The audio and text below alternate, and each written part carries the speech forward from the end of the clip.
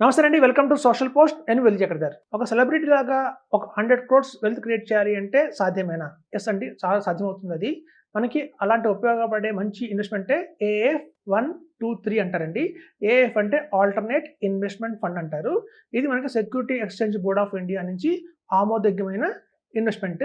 ఇందులో చూస్తే మనకి కేటగరీ 1, కేటగరీ 2, కేటగరీ 3 అని మనకి 3 కేటగరీస్ అయితే అవైలబిలిటీలో ఉన్నాయి. సో, ఈ ఎస్ఐఎఫ్స్ వల్ల చాలా మంది ఇన్వెస్ట్‌మెంట్ చేసే సెలబ్రిటీసేనండి ఇందులో.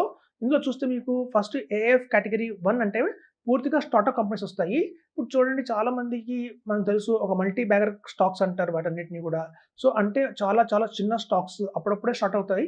కానీ అంటే అనూహ్యమైన రిటర్న్స్ అయితే 60% పర్ యానము అలాగే 70% పర్ యానమ్ ఇచ్చే అవకాశం కూడా ఉంది.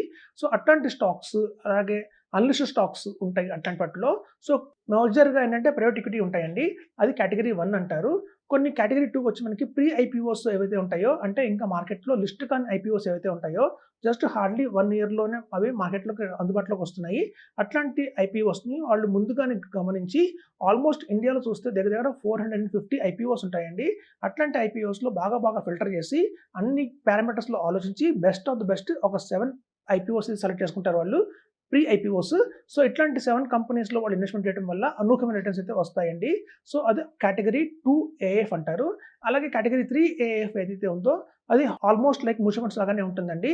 అందులో 80% మాత్రం లిస్టెడ్ స్టాక్స్‌లో పెడతారు. అలాగే 20% మాత్రం అన్‌లిస్టెడ్ స్టాక్స్‌లో పెడతారు. సో, మనకి ఈ కేటగరీ 1, 2, 3 వేటిలో ఇన్వెస్ట్‌మెంట్ చేసినా కూడా ఆల్ ఓవర్ ఇండియాలో మన సెలబ్రిటీస్ అందరూ కూడా ఇన్వెస్ట్‌మెంట్ చేసేది ఇందులోనేనండి. ఇట్లాంటి వాటిలో ఇన్వెస్ట్‌మెంట్ చేస్తారు. కేటగరీ 3 ఇన్వెస్ట్‌మెంట్ ఎలా ఉంటుందంటే మనం వచ్చిన రిటర్న్ మీద టాక్స్ కూడా కట్టక్కర్లేదు. ఆల్రెడీ టాక్స్ పైనే పే చేసి కంపెనీ వాళ్ళు మన చేతికి టాక్స్ ఫ్రీగా ఇస్తారు. సో, ఇందులో ఎవరైతే కనుక ఒక 10 క్రోర్స్ కనుక ఇన్వెస్ట్‌మెంట్ చేసి ఒక 14 ఇయర్స్ కనుక వెయిట్ చేస్తే వాళ్ళకి అనూహ్యంగా 100 సీఆర్ అనేది వస్తుందండి. మనకి ఈ గతంలో ఇలా చాలా మందికి వచ్చినాయి. సో, ఇట్లాంటి రిటర్న్స్ మనం చూస్తే 20% సీఏజీఆర్‌లో అవి వర్కౌట్ అవుతున్నాయి. కొన్ని ఏఎఫ్‌లు అయితే మంచి కంపెనీస్ నుంచి. సో, ఇట్లాంటి 20% సీఏజీఆర్, 18% సీఏజీఆర్ మనం తీసుకున్నా కూడా మనకి ఒక 10 ఇయర్స్‌లోనే పెట్టిన 10 కోట్లు అమాంతం 100 కోట్లు అయినాయి. ఇప్పుడు చూడండి చాలా మంది ఫిల్మ్ ప్రొడ్యూసర్‌లు ఉంటారు. అలాగే డైరెక్టర్స్ ఉంటారు. అలాగే హీరోస్ ఉంటారు. అలాగే హీరోయిన్స్ కానివ్వండి, కెమెరామెన్స్ కానివ్వండి వాళ్ళందరూ కూడా చాలా మంది ఒక మంచి సినిమాల్లో జాక్పాట్లు కొట్టి ఒక మంచి అనూహ్యమైన రిటర్న్స్ అయితే తెచ్చుకుంటారు వాళ్ళు. మళ్ళీ అట్లాంటి వచ్చిన రిటర్న్స్‌లో మనం కొంత భాగం తీసి పక్కన పెడితే ఎందుకంటే ఇందులో ఎర్నింగ్స్ అనేవి చాలా షార్ట్ టర్మ్‌గానే ఉంటాయి. స్పోర్ట్స్ పీపుల్ కానియండి, ఇండస్ట్రీస్ కూడా ఇవాళ రేపు చాలా కాంపిటీషన్ పెరిగిపోతుంది. సో, ఇట్లా ఇండస్ట్రీస్ కానియండి, అలాగే రియల్ ఎస్టేట్ ఇండస్ట్రీస్ కానియండి, రియల్ ఎస్టేట్ వాళ్ళు కూడా చాలా ఒక షార్ట్ టర్మ్‌లోనే చాలా పెద్ద మొత్తంలో వస్తుంది. ఇట్లాంటి వచ్చిన పెద్ద మొత్తంలో కనుక ఒక 10 క్రోర్స్ తీసి పక్కన పెడితే మనకి రాబోయే 14 ఏళ్లలో మళ్ళీ 100 కోట్లు అయ్యే అవకాశం అయితే ఉంది. ఒకవేళ గనక మన దగ్గర 1 క్రోరే ఉంది అంటే మాత్రం 1 క్రోర్‌కి ఒక 14 ఇయర్స్ కనుక మనం వెయిట్ చేస్తే ఏఎఫ్ కేటగరీ 2 ఆర్ 3లో ఇన్వెస్ట్‌మెంట్ చేసి 14 ఇయర్స్‌కి మనకి 10 సీఆర్ వస్తుందండి. అక్కడి నుంచి మళ్ళీ ఆ 10 సీఆర్ మళ్ళీ నెక్స్ట్ 14 ఇయర్స్‌కి మనకి 100 సీఆర్ అవుతుంది. సింపుల్ లాజిక్ అండి ఇక్కడ. మనకి 100 సీఆర్ కనుక వెల్త్ క్రియేట్ చేసుకోవాలి అంటే మాత్రం 10 క్రోర్స్ పెడితే 14 ఇయర్స్ ఆగాల్సొస్తుంది. అలాగే కేవలం 1 క్రోర్ పెడితే మాత్రం 28 ఇయర్స్ ఆగాల్సొస్తుంది. చాలా మంది దగ్గర మనం చూస్తుంటాం మ్యూచువల్ ఫండ్స్‌లో అమాంతం మన దగ్గర తీసుకొస్తారు. ఆల్రెడీ 3 సీఆర్, 4 సీఆర్ పెట్టిన వాళ్ళు కూడా ఉన్నారు. సో, అలా మ్యూచువల్ ఫండ్స్‌లో మనం 3 సీఆర్, 4 సీఆర్ పెట్టుకున్నందు వల్ల ఎటువంటి లాభం అయితే ఉండదండి. అవి అంత రిటర్న్స్ అయితే గెయిన్ చేయలేవు. మనకి ఏఎఫ్ కేటగరీ 1, 2, 3 ఇచ్చిన రిటర్న్స్ మనకి మ్యూచువల్ ఫండ్స్‌లో రావడం అనేది అసాధ్యమే అవుతుంది. ఎందుకంటే మ్యూచువల్ ఫండ్స్‌లో వాళ్ళు చాలా నెంబర్ ఆఫ్ స్టాక్స్ కొంటారు. దగ్గర 80, 90 కొన్ని మ్యూచువల్ ఫండ్స్ అయితే 100 స్టాక్స్ కూడా కొంటారు. ఆన్ యావరేజ్ చూస్తే మనకి 12%, 13% కంటే రిటర్న్ అయితే రాదండి. మాక్సిమం ఓన్లీ మీరు mid cap, small cap funds లాంటివి మాత్రం ఇన్వెస్ట్‌మెంట్ చేస్తే మాత్రమే మనకి 15% వచ్చే అవకాశం అయితే ఉంది. సో, మనకి ఇలా 15%, 12% వచ్చే దాంట్లో మనం 100 సీఆర్ చేయాలి. ఒక 10 సీఆర్ వెల్త్ క్రియేట్ చేయాలి. మనకే కాదు మన నెక్స్ట్ 3, 4 జనరేషన్స్ కూడా హ్యాపీగా ఉండాలి అనుకుంటే మాత్రం మనకు మ్యూచువల్ ఫండ్స్ అయితే సరిపోవట్లేదండి.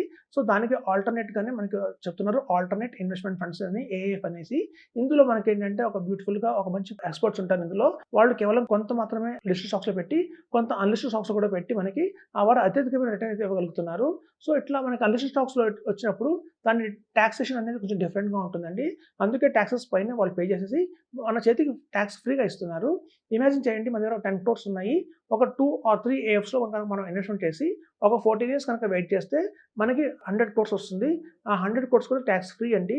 ఇంతకన్నా మనకి చూస్తే కంపేర్ చేస్తే ఈవెన్ రియల్ ఎస్టేట్‌లో కూడా అలాంటి ఆపర్చునిటీ ఉండదు. ఎందుకంటే అక్కడ కూడా మనం క్యాపిటల్ గెయిన్ టాక్స్ కట్టాల్సొస్తుంది. అలాగే చూస్తే మనకి గోల్డ్‌లో కూడా ఉంటుంది అదే పరిస్థితి. సో, అదండి మనకి ఒక గోల్డ్‌లో పెట్టే కన్నా, ల్యాండ్‌లో పెట్టే కన్నా కూడా కరెక్ట్‌గా అర్థం చేసుకొని ఏఎఫ్స్ గురించి ఒక మంచి డిస్ట్రిబ్యూటర్స్ దగ్గర సలహా మేరకు కనుక మనం ఇన్వెస్ట్‌మెంట్ చేస్తే మన 10 సీఆరే 100 సీఆర్ దాకా అయ్యే అవకాశం అయితే చాలా బాగుంటుంది. సో, అదండి మనకి గనక సెలబ్రిటీ లాగా అవ్వాలి మనం కూడా. ఒక సెలబ్రిటీ ఇన్వెస్ట్‌మెంట్ చేయాలి మనం కూడా అంటే మాత్రం కంపల్సరీగా 1 సీఆర్ అయితే మినిమమ్ ఉండాలి. ఆ 1 సీఆర్‌ని మనం మల్టిప్లై చేయొచ్చండి అప్ టు 100 క్రోర్స్ దాకా అని చెప్తున్నాను. Thank you.